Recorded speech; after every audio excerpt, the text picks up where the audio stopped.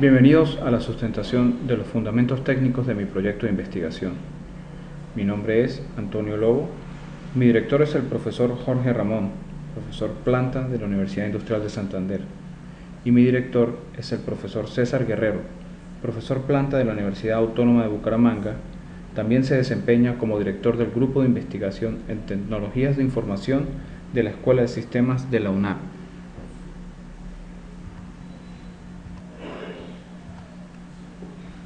La agenda que se va a seguir en el transcurso de esta presentación consta de 5 puntos principales, donde se va a hablar sobre los sistemas de detección de intruso. Luego vamos a explicar un poco sobre el IDS Snort. Seguidamente hablaré sobre las expresiones regulares. Después explicaré qué es la plataforma NetFPGA, donde se basa mi trabajo de investigación. Y finalizaremos la presentación hablando sobre el lenguaje de descripción de hardware Verilog.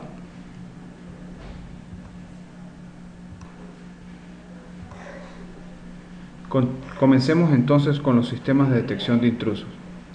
El sistema de detección de intruso, o IDS, es una tecnología o herramienta de seguridad que intenta detectar o monitorear los eventos ocurridos en un determinado sistema informático o red de datos en busca de intentos de comprometer dichos sistemas.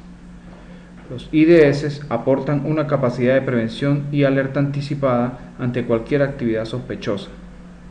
Existen IDS de hardware propietario e IDS de software tanto propietarios como libres o gratis, como es el caso de Snort, un popular IDS basado en software libre.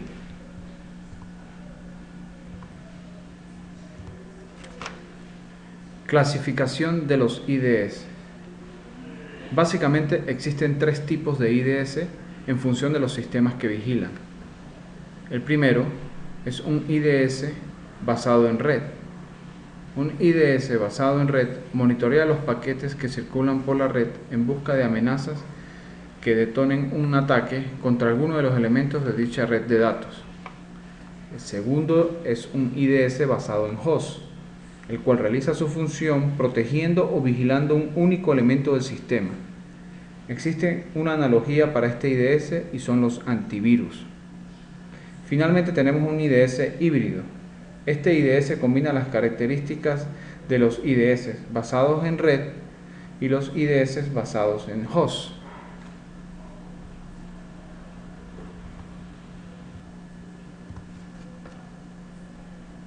Continuando, tenemos la clasificación de los IDS respecto a la forma de detectar las instrucciones.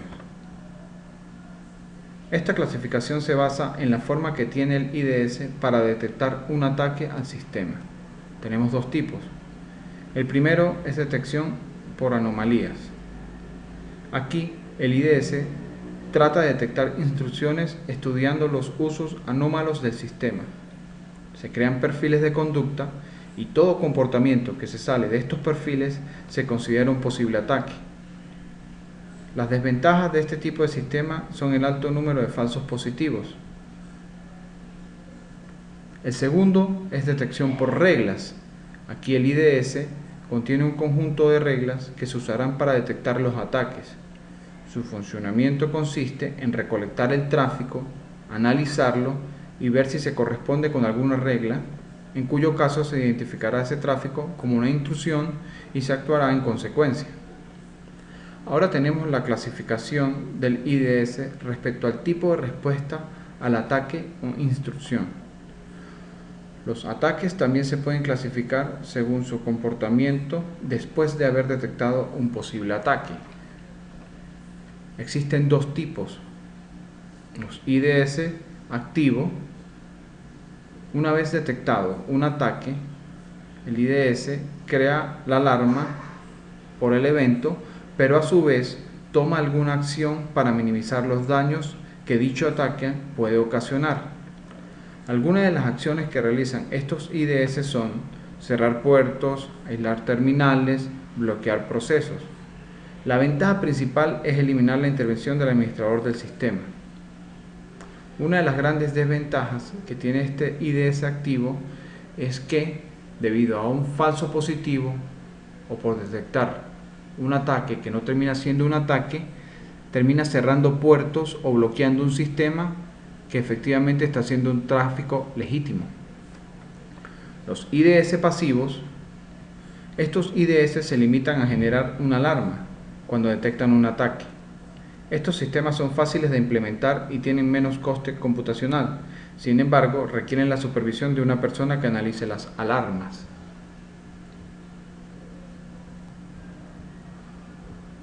Bien, continuamos con el IDS Snort.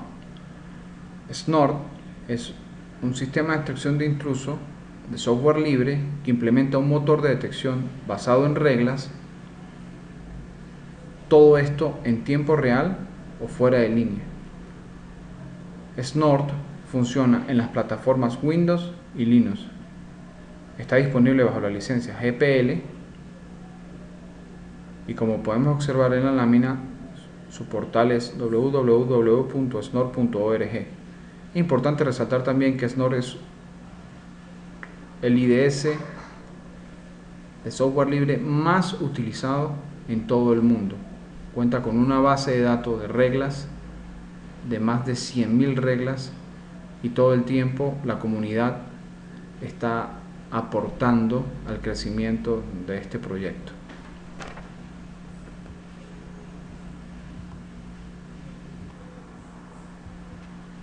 Ahora bien, continuamos. Vamos a explicar un poco cómo funciona los modos de funcionamiento de Snort. Snort funciona en 3 modos. El primer modo es un modo sniffer. Simplemente obtiene el tráfico de la red y lo muestra en pantalla.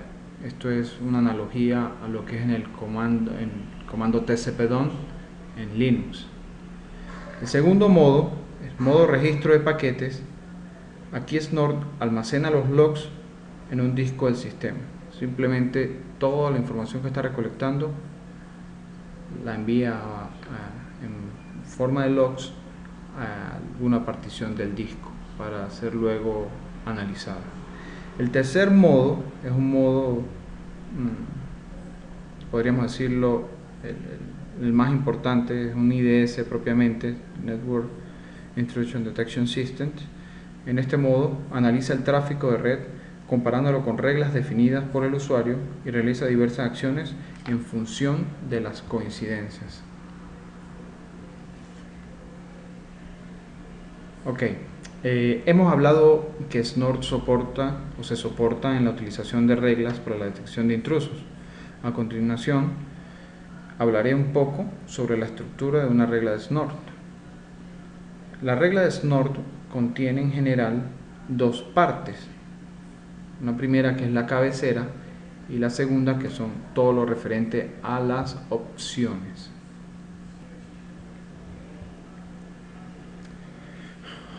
Ok, vamos a hablar un poco sobre la cabecera de una regla de Snort. En la cabecera de una regla de Snort se especifican la acción, el protocolo, la red origen, el puerto origen, la dirección, o sea, el flujo hacia dónde va el tráfico, la red destino y el puerto destino. En acción, lo más importante, podríamos hablar de que es lo que va a hacer si ocurre algo con la regla, y podríamos decir que alerta o envíalo a un log o simplemente déjelo pasar. En el ejemplo se observa la cabecera de una regla de Snort.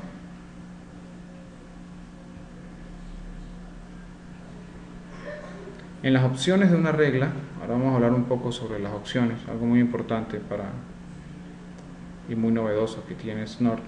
Se especifican palabras claves para indicarle a Snort cómo debe inspeccionar el paquete. ¿Sí? Ya vimos dirección, origen, y ahora lo que vamos a hacer es, bueno, dentro de ese paquete, o cómo debo inspeccionar ese paquete y qué pasa si coincide algo dentro de esa inspección de ese paquete. En el ejemplo se observa la opción de una regla de Snort.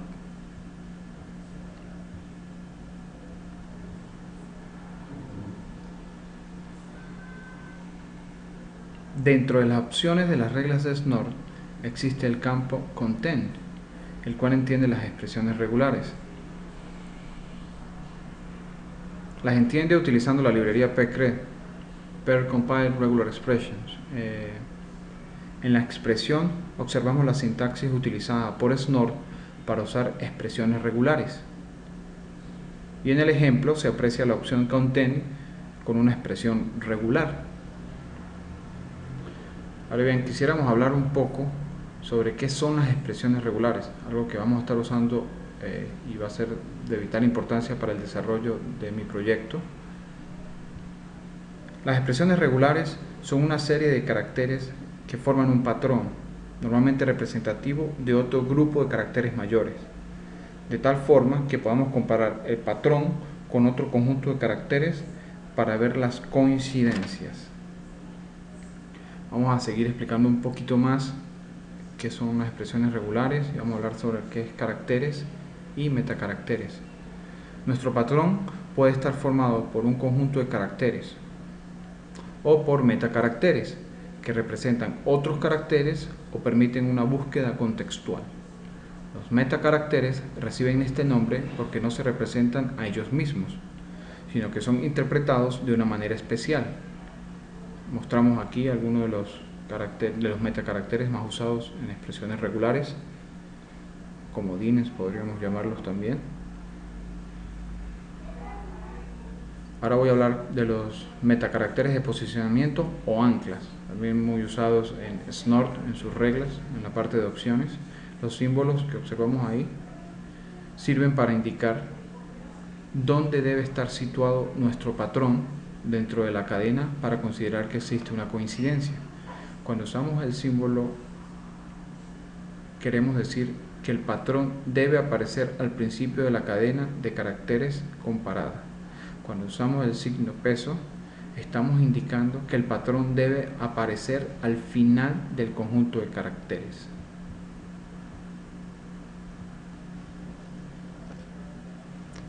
Como explicaba hace unos minutos, simplemente la idea de hablar de expresiones regulares era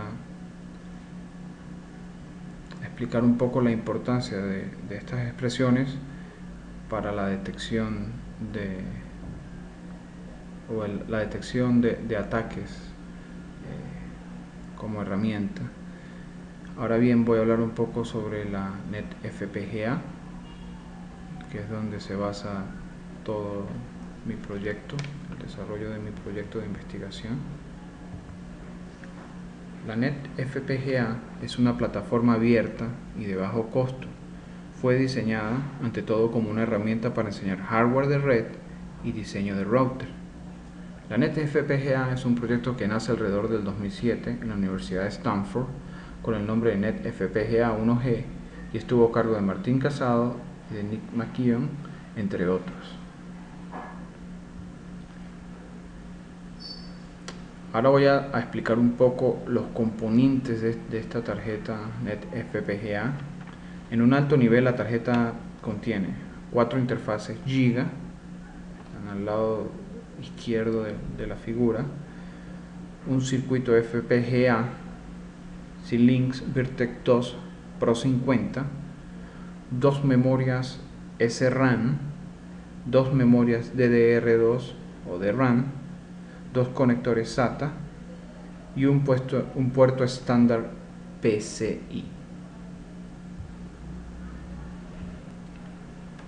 Bueno, ya vimos que era la NetFPGA, vimos algunos de sus componentes de la tarjeta. Ahora vamos a hablar un poco de cómo funciona la NetFPGA. Como se observa en la figura, el host se conecta a través del puerto PCI a la tarjeta NetFPGA.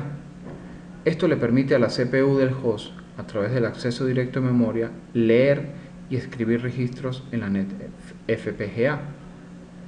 Para interactuar y utilizar la plataforma es necesario descargar los paquetes de la NetFPGA desde Internet. Dichos paquetes contienen código fuente, tanto de hardware como de software, que permiten implementar los diferentes modelos de referencia.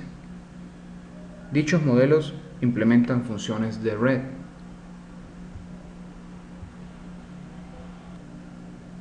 Explicado esto, vamos a continuar un poco hablando de cómo pasar al siguiente paso, luego de que ya me he bajado los paquetes, de que ya tengo los paquetes instalados de cómo voy a usar ahora la plataforma realmente. Y bueno, luego de que me he bajado los paquetes en FPGA, existe una primera forma de utilizar estos paquetes en la NET FPGA. En la primera forma, el usuario usa directamente, sin realizar ninguna modificación, el modelo de referencia a nivel de hardware.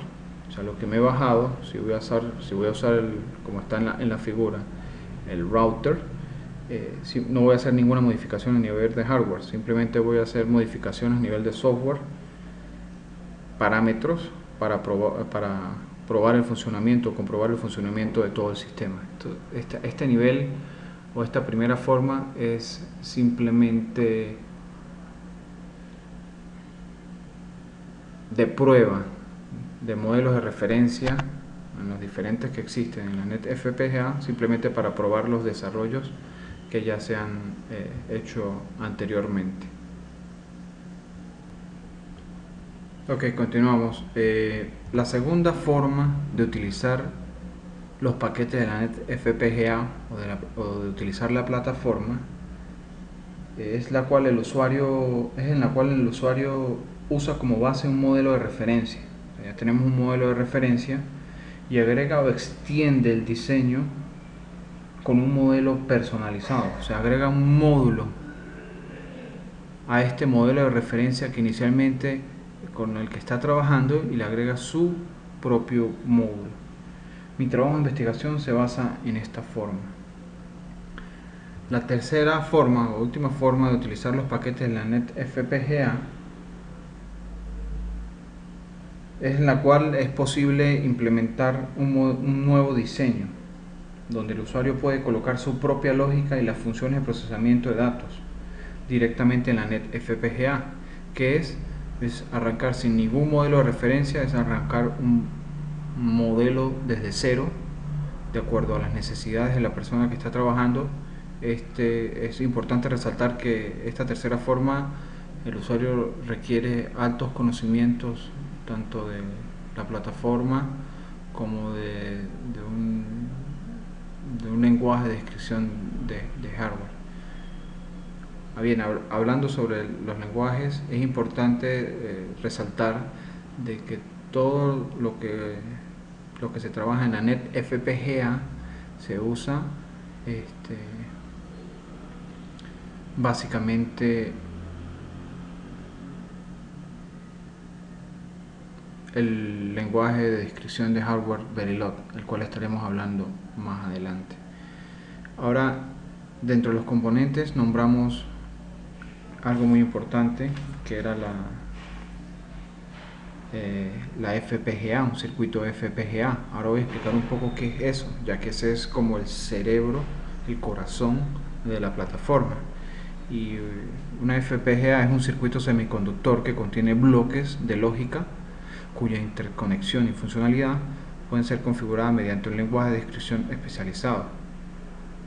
Para trabajar con el circuito de FPGA es necesario utilizar un lenguaje de descripción de hardware, ya lo había mencionado anteriormente, como Verilog o VHDL. Como dije también, en la NET FPGA todos los modelos de referencia están escritos usando Verilog. Ahora bien, voy a explicar un poco qué es Verilog. Como dijimos anteriormente, es un lenguaje de descripción de hardware usado para modelar sistemas eléctricos.